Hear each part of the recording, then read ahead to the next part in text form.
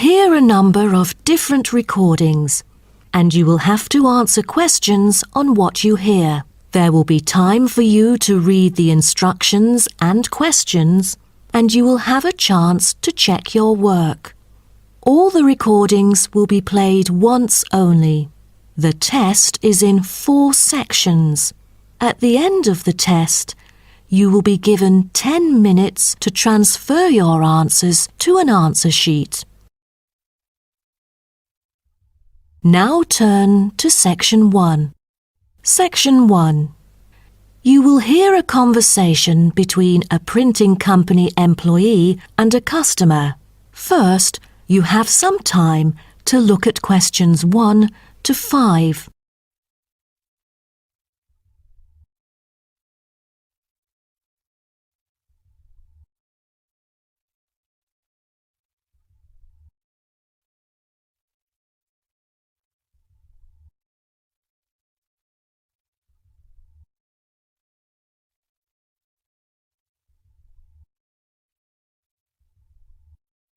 You will see that there is an example which has been done for you. On this occasion only, the conversation relating to this will be played first. Good afternoon. Welcome to Matrix Printing. I'm John Smith. How can I help you? Good afternoon. I'm here to reprint a brochure for our hotel. There are some pages that need revising. The customer says the brochure sample needs revising. So, brochure has been written in the space. Now we shall begin. You should answer the questions as you listen, because you will not hear the recording a second time. Listen carefully and answer questions 1 to 5. Good afternoon. Welcome to Matrix Printing. I'm John Smith. How can I help you? Good afternoon. I'm here to reprint a brochure for our hotel. There are some pages that need revising. Sure. How may I address you? Oh, I'm Mary Jane from Central Hotel Chains. Nice to meet you. I've got samples of the previous version.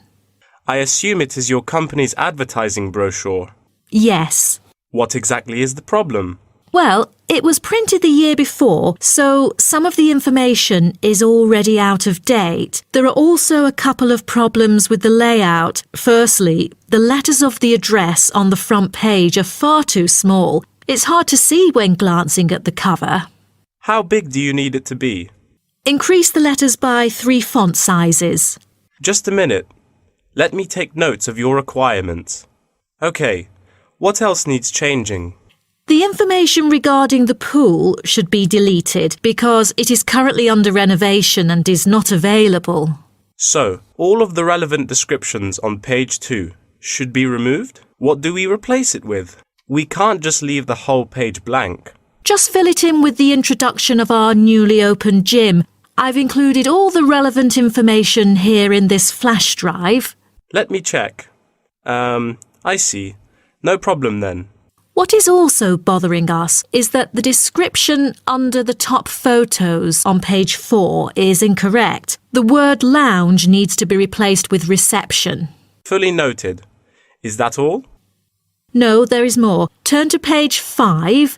We feel that showing merely the picture of our exterior and interior decoration does not fully represent the appeal of our hotel. On second thought, we've decided to use a picture with the view of the hotel. Do you have the original copy of the picture? Yes, it is also enclosed in the flash drive. Okay, we'll re-edit the whole layout of the photos. Great. Before you hear the rest of the conversation, you have some time to look at questions 6 to 10.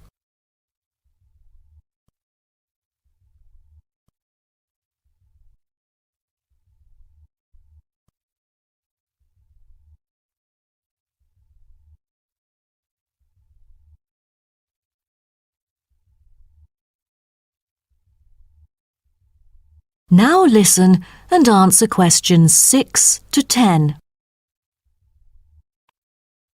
Let's turn to the next page. Yes. What's wrong with that? It seems perfectly fine to me. At first sight, it seems fine, but according to the feedback of the customers, the prices do not stand out. So, we want to change the print from black to red to make it pop out. Okay, I've made notes of all of your requests. Is there anything else? I appreciate it. Just one final request. Could you translate the whole brochure into Spanish? We have customers worldwide, you know, especially those from Latin countries. No problem. What about other languages, like Japanese, Chinese, or German? These are our most popular target languages.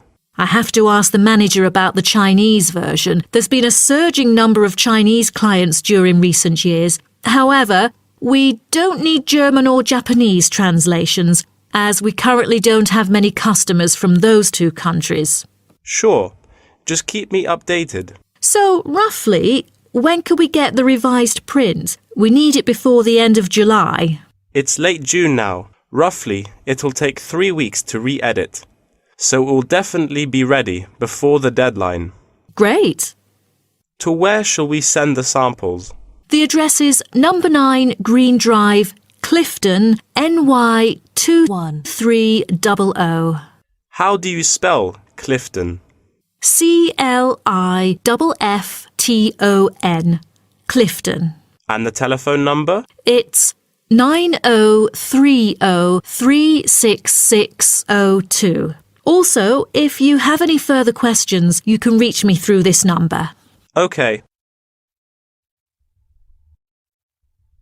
That is the end of section 1. You now have half a minute to check your answers.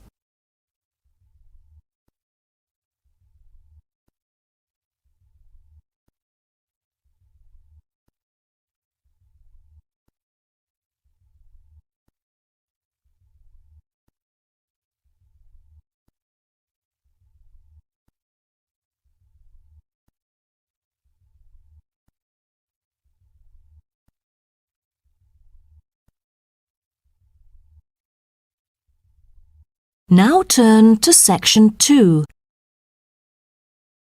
Section 2.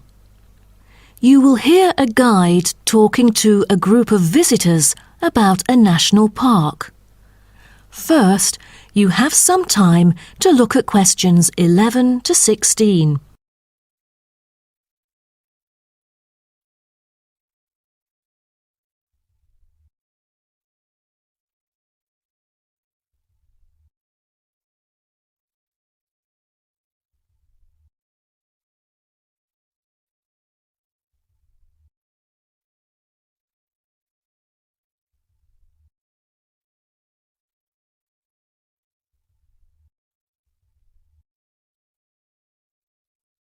Now listen carefully and answer questions 11 to 16. Welcome to Byron National Park. I am Jim Carson, your tour guide for the trip. First, I'd like to give you some basic information about the park. Covering 7,000 acres of land and spanning across 3 states, Byron National Park was established to protect the area's most spectacular scenic values. With unique geological features, natural history, and native plant and animal life, it is an ideal destination for recreation as well as research purposes. The park has a breathtaking waterfall connecting the longest river in the country, but it is most renowned for having the largest subtropical rainforest worldwide.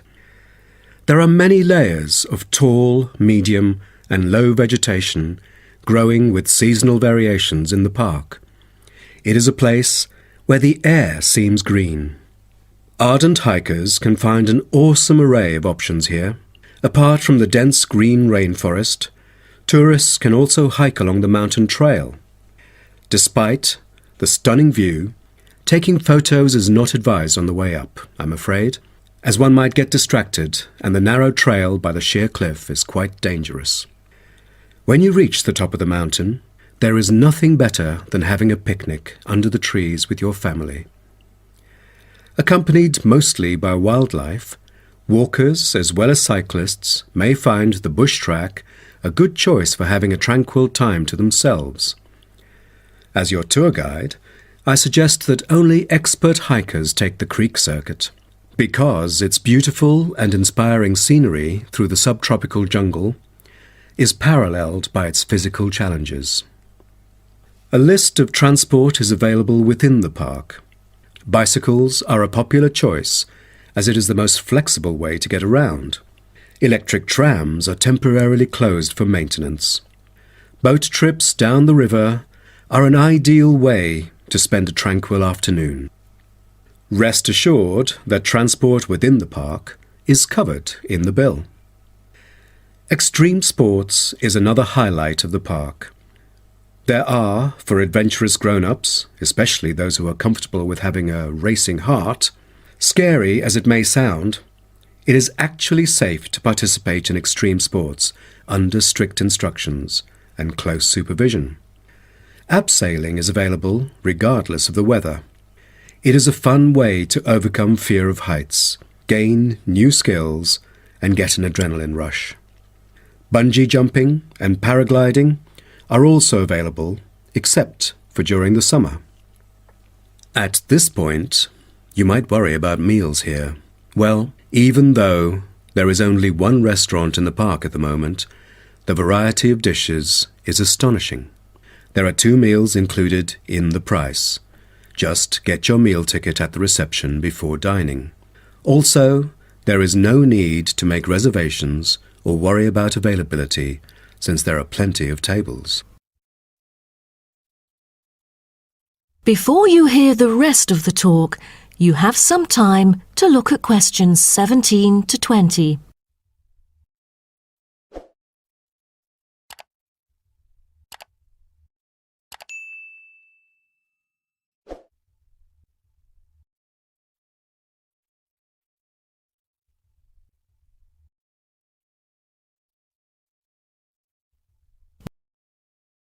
Now listen and answer questions 17 to 20. During your stay here, you might want to know what there is to do. Let's turn to the plan so I can familiarize you with the layout of the park. Most tourists would choose to stay in our guest house, located in the southeast corner. It features 63 tastefully appointed guest rooms, many of which offer spectacular views of the park. You'll find a home away from home at our guest house. But for those who want to experience the natural beauty up close, there is also a campsite. When you get out of the guest house, go straight ahead, turn right at the end of the road. To your left, there is a campsite amongst the trees where you could spend a night under the stars together with owls and chipmunks. If you look at the top left of the plan, you will notice a picnic area. You can either bring your own food, or we can deliver food to you. Barbecue is an option. The business centre is situated directly opposite the picnic area. It provides flexible, fully serviced offices, conferencing suites, meeting rooms, and is equipped with the latest multimedia facilities. Wired, as well as wireless, high-speed internet is available within the entire premises. The centre is designed to cater to both individual travellers and corporate groups. Visitors can also go to the museum, which holds a vast collection that exhibits local history and a natural habitat. You start from the guest house, just turn left at the first conjunction, then walk past the tea house, turn right. You'll see the museum after making the third right. Have you found it? Pretty easy, right? To spend a delightful afternoon with a book and a fresh cup of coffee, you can go to the only cafe in the park. From the guest house, you go straight, then take the second right, and you'll see the cafe right in front of you. You might want to check out our all-season tennis court, which offers instruction for all ages and skill levels. It is located right opposite the cafe. That is the end of section 2. You now have half a minute to check your answers.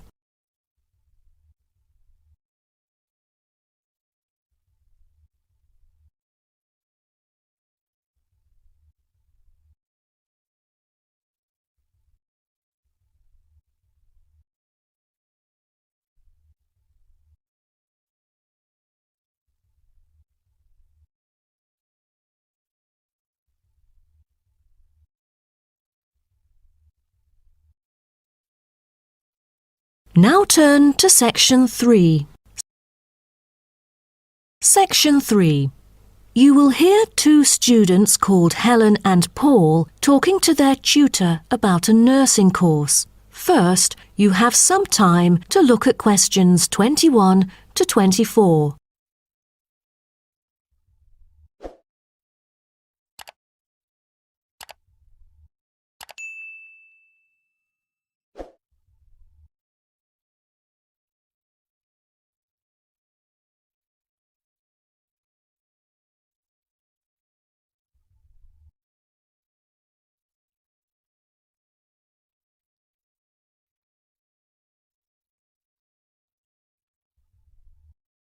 Now, listen carefully and answer questions 21 to 24. Helen and Paul, congratulations to you both for doing so well the past semester. You two have exhibited an impeccable performance during your first year in the nursing program. I'd like to get some feedback from the two of you to better improve the program and to provide guidance for our prospective students. I'd like to start with you, Helen. So, first of all, which aspect of the program impressed you? Well, to be honest, when I was enrolled into the course, I was expecting a group of classmates my age. But as I stepped into the classroom for the first time, I was surprised by the diversity. Most were in their 20s, but there were also those in their 30s or even 40s. As it turns out, the intergenerational communication has sparked intense debate and new thinking, and I think that's something special about the programme that I appreciate very much. What about you, Paul? What do you think of the program? For me, the group project we carried out last semester is another key feature of the program. The whole class was divided into 8 different groups, working on 8 prospective cases. Team-building sessions were conducted in a collaborative way most of the time. Comprised of 5 members, our group studied acute pancreatitis. During the process, we broke the task into different parts and assigned them to each member. We were then able to tackle the complex problem by pooling our knowledge and skills. More importantly, stronger links were established between the group members. Because of the project, we've all become good friends. That's true. According to graduates, group projects prepare them for the work world in which teamwork and collaboration are increasingly the norm. So tell me, Paul, what else do you like about the program? I want to be a registered nurse working in a public hospital after graduation. So the internship provided is a valuable opportunity for clinical practice in a supportive learning atmosphere. However, I was amazed by the amount of written assignments since I thought the course should have focused more on practice-oriented learning. Well, I have to disagree with you, Paul. The essays demonstrate your understanding of the course.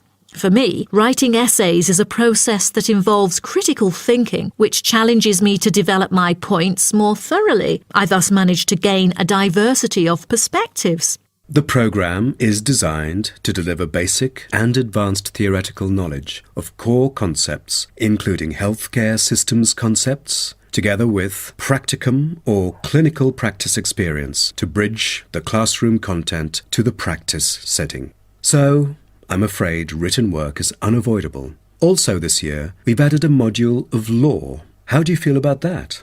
At first, we felt that learning law is kind of redundant and too time-consuming. After a few sessions, we realised that it is necessary in dealing with future medical disputes. Before you hear the rest of the talk, you have some time to look at questions 25 to 30.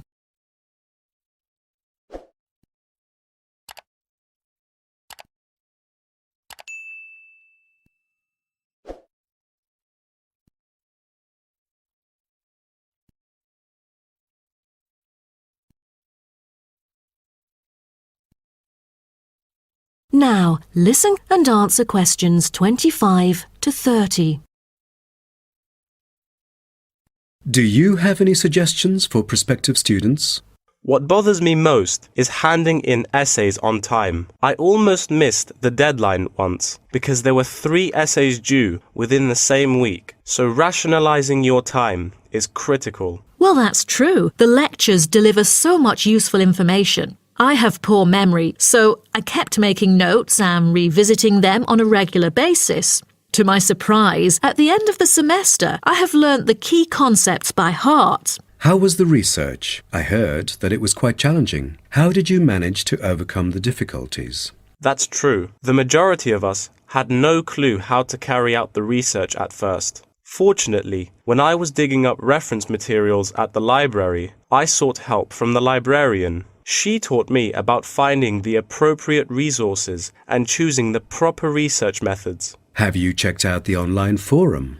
Yes, it has become a habit for me to visit the forum regularly. In a sense, it extends classroom learning. It is where the students post academic problems that they come across and get support from the faculty members. Some of my classmates didn't do so well during the placement tests. I feel that background reading is necessary. Lastly, do you have anything to say to the freshmen?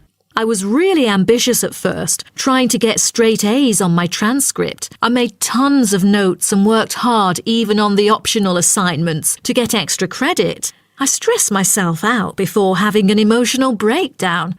After consulting my advisor, I found it important to set realistic goals. Don't push yourself too hard. It is wise to sort out your priorities. Thank you for coming here today and providing valuable feedback on the program. Have a great summer break.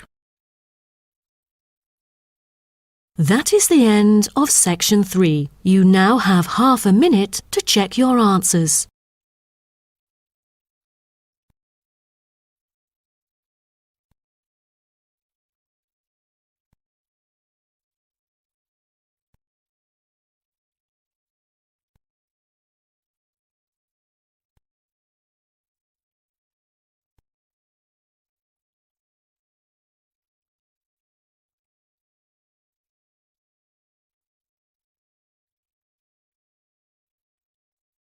Now turn to section 4.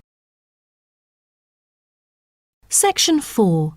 You will hear part of a lecture about African penguins. First, you have some time to look at questions 31 to 40.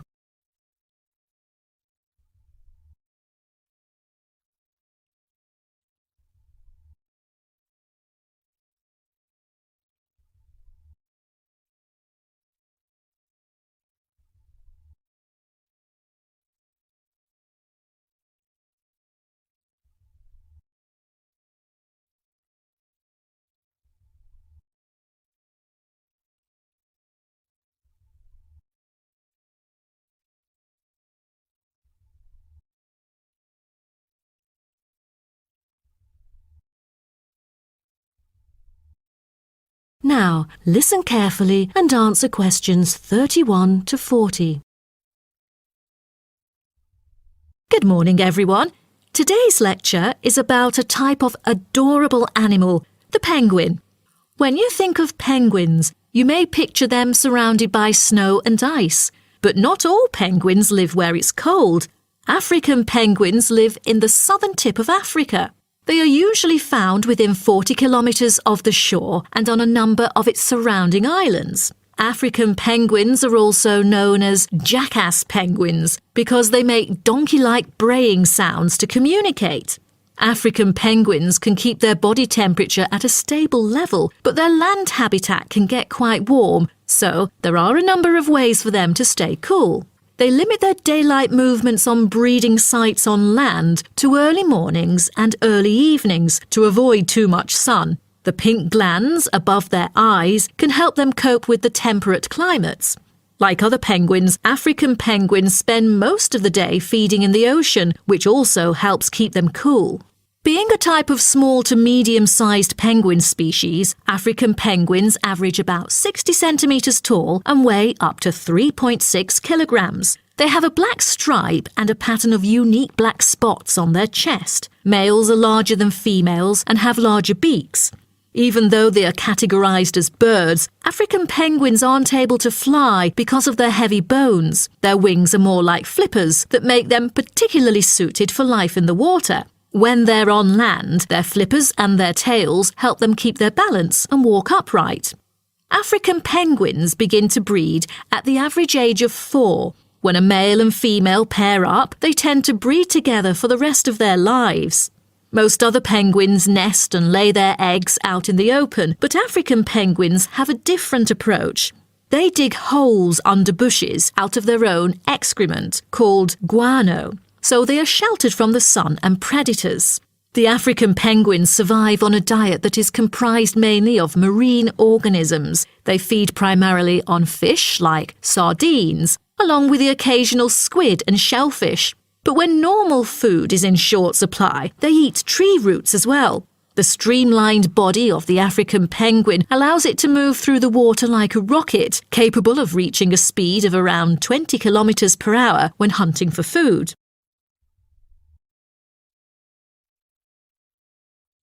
The African penguin's smaller size means that it has many predators both in the water and also on dry land.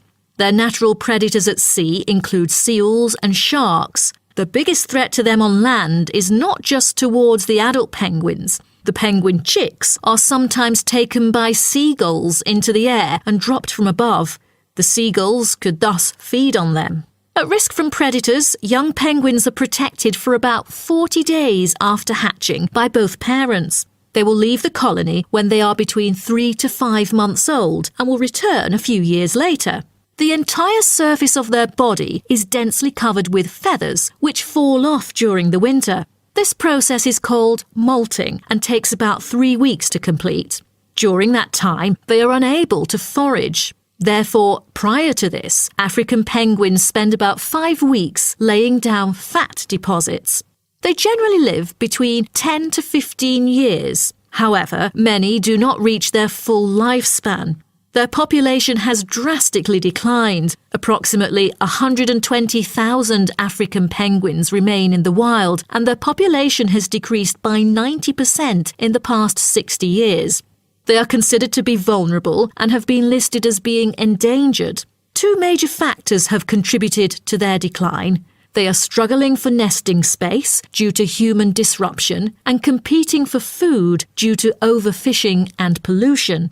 With the limited number of breeding pairs, survivorship becomes difficult for African penguins. This makes them especially vulnerable as environmental conditions change or an outbreak of a disease occurs. For instance, avian malaria has caused 27% of the captive breeding penguins' deaths annually. The more genetic diversity there is within a species, the higher the likelihood that at least some of the individuals will adapt and survive. That is the end of section 4. You now have half a minute to check your answers.